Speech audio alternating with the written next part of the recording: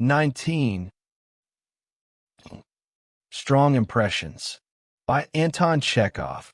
The events took place not long ago in the Moscow District Court. The jurors, left in the court for the night, struck up a conversation about strong impressions before going to sleep. They were led to this by the memory of a witness who had developed a stutter and turned gray, according to him, because of one terrifying moment. The jurors decided that, before falling asleep, each of them would delve into their memories and tell a story.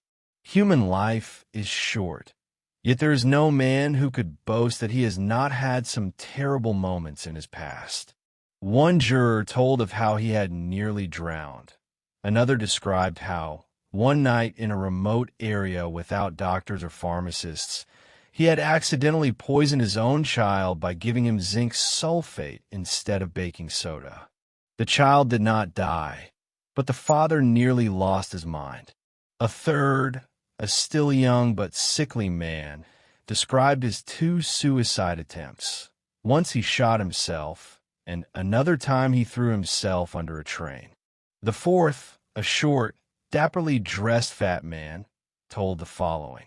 I was 22 or 23 years old, no more, when I fell head over heels in love with my current wife and proposed to her. Today, I would gladly lash myself for marrying so young, but back then, I do not know what would have become of me if Natasha had refused. It was the real thing, the kind of love they describe in novels, mad, passionate, and so on. Why happiness was suffocating me. I did not know where to go to escape it. I pestered my father, my friends, and even the servants by constantly talking about how fervently I loved. Happy people are the most tedious, the most boring people. I was dreadfully annoying. Even now, I feel ashamed. Among my friends back then was a beginning lawyer. Today, this lawyer is famous throughout Russia, but at that time, he was only just gaining momentum. He was not yet rich or prominent enough to have the right to ignore old friends or keep his hat on when meeting them. I used to visit him once or twice a week. When I arrived, we would both lounge on the sofas and begin to philosophize. One day, I was lying on his sofa, arguing that there is no profession more thankless than that of a lawyer. I wanted to prove that once the cross-examination of witnesses is over, the court could easily do without the prosecutor and the defense, because both are unnecessary and only get in the way. If a mature, mentally healthy juror is convinced that this ceiling is white or that a defendant is guilty, no Demosthenes has the power to fight that conviction and defeat it. Who can convince me that I have red whiskers if I know they are black? Listening to an orator, I might become emotional and cry, but my core conviction, based mostly on evidence and fact, will not change in the slightest. My lawyer friend, however, argued that I was still young and foolish, and that I was talking boyish nonsense. In his opinion, an obvious fact becomes even more obvious when illuminated by conscientious, knowledgeable people. That is one thing. Secondly, talent is an elemental force, a hurricane capable of turning even stones to dust, let alone such a trifle as the convictions of petty bourgeois and merchants of the Second Guild. For human weakness to fight talent is as difficult as staring at the sun without blinking or stopping the wind. One simple mortal, by the power of the word, converts thousands of convinced pagans to Christianity. Odysseus was the most resolute man in the world, yet he yielded before the sirens, and so on. All history consists of such examples, and in life they are met at every step. It must be so. Otherwise, a clever and talented man would have no advantage over a fool or the talentless. I stood my ground and continued to prove that conviction is stronger than any talent, though, frankly speaking, I could not precisely define what conviction or talent actually were. Likely, I was talking just for the sake of talking. Take you, for example. The lawyer said, "You are convinced right now that your fiancé is an angel and that there is no man in the whole city happier than you. But I tell you, 10 or 20 minutes are enough for me to make you sit down at this very table and write a letter of rejection to your bride."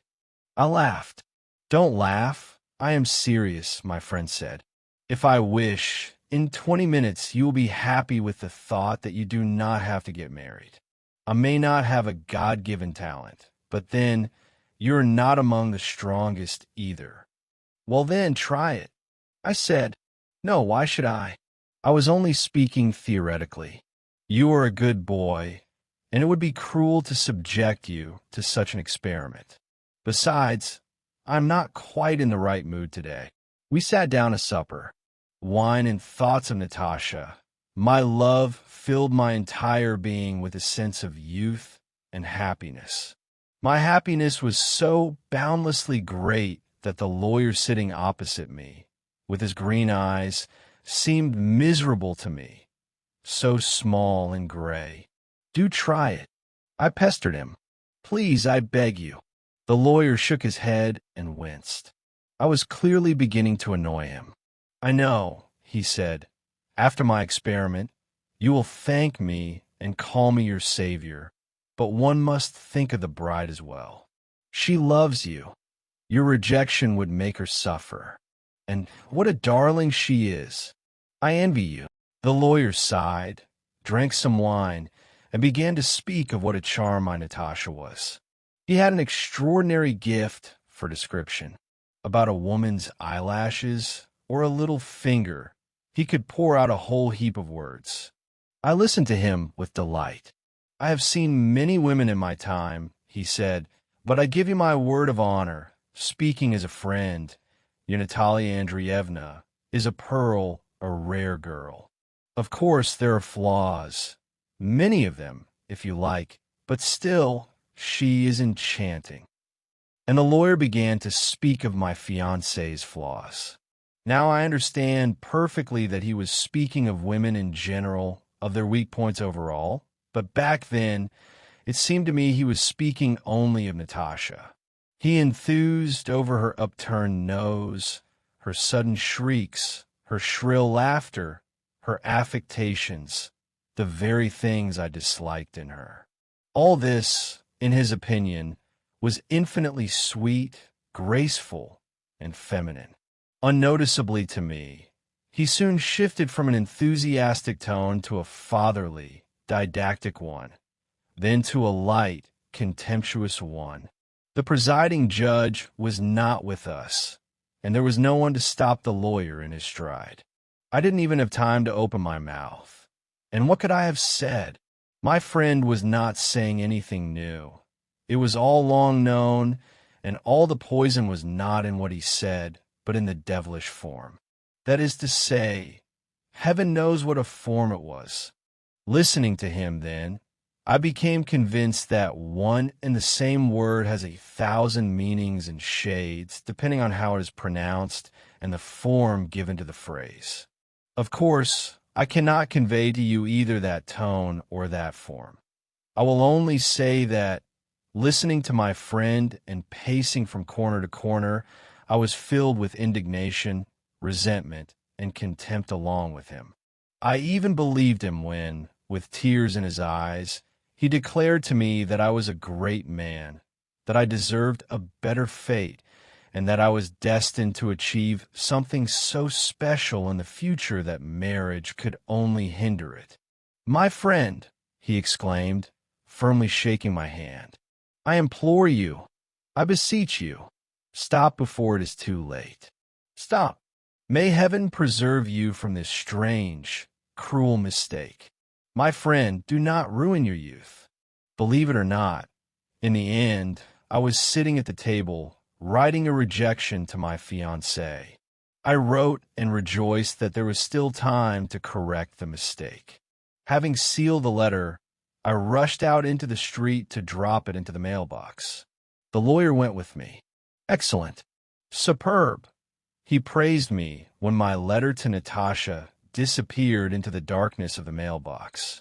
I congratulate you from the bottom of my heart. I am happy for you. After walking about 10 paces with me, the lawyer continued. Of course, marriage has its good points as well. I, for example, belong to the number of people for whom marriage and family life are everything. And then he began to describe his own life, and before me appeared all the abominations of a lonely, bachelor existence. He spoke with rapture of his future wife, of the sweetness of ordinary family life, and he enthused so beautifully, so sincerely, that by the time we reached his door, I was already in despair. "What are you doing to me, you terrible man?" I spoke, gasping for breath. "You have ruined me. Why did you make me write that cursed letter? I love her, and I swore my love. I was filled with horror of my own action, which already seemed wild and senseless to me. It is impossible, gentlemen, to imagine a sensation stronger than the one I experienced at that time. Oh, what I went through then, what I felt. If a kind soul had been found to slip me a revolver at that moment, I would have gladly put a bullet through my head. Now, that's enough," the lawyer said, patting me on the shoulder, and he laughed. "Stop crying. The letter will not reach your fiancée. It wasn't you who wrote the address on the envelope, but and I muddled it so much that they won't understand a thing at the post office. Let all this serve as a lesson to you. Do not argue about things you do not understand. Now, gentlemen, I suggest the next person speak."